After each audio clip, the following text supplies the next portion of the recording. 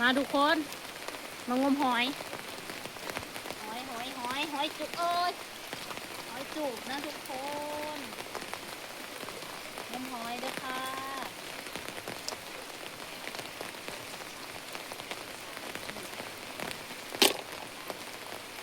บรรยากาศฝนตกบดมือน่ะโมแห้งแต่ว่าตกบดมือนะทุกคนตกแบบว่าไปใช้กันลำบากเพราะว่ามันบ่เศร้าอะนะมันบ่ยุบตกแบบตกบดมือนะ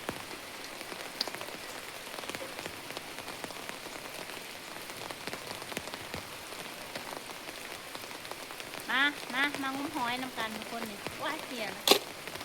งมหอยน้ำกันเด้อค่ะมาหอยจูบนะทุกคน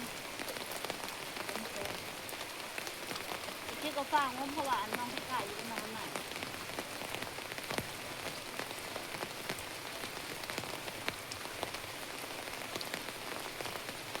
มาใครมางมสอยมึนค่ะจิวเอาหายเลยไปอ้อมสุดแสบทุกคนบรรยากาศฝนตกลิ้นบรรยากาศดีเวอร์